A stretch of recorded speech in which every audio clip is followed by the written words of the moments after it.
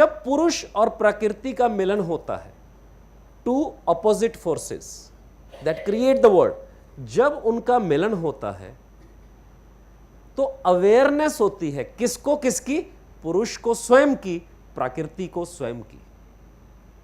पुरुष और प्रकृति एक दूसरे के संयोग में स्वयं को अनुभव करते हैं। यह सांख्य कहता है। पुरुष क्या है? Absolute which doesn't change. मैंने इसको एक नई टर्म दी है, पुरुष is the constant principle of life and प्रकृति is variable principle of life. जो एनिमल किंगडम में मोस्टली कांस्टेंट फैक्टर को कैरी करने वाला है उसे हम मेल कह देते हैं, उसे पुरुष कह देते हैं। जिसमें वेरिएबिलिटी है उसे हम फीमेल या प्रकृति कह देते हैं।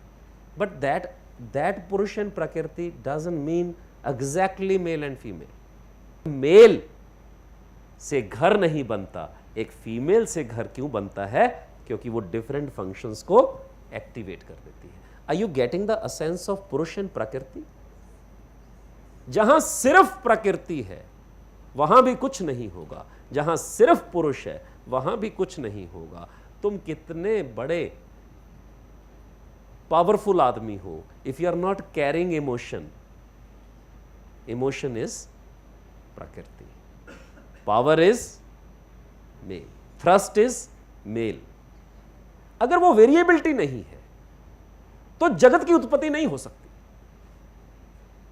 और वो बराबर मात्रा में रहने चाहिए।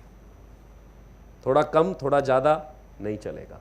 You have to recognise in any organization, in any thought, in any process, in any creation, what is constant in this and what is variable in this.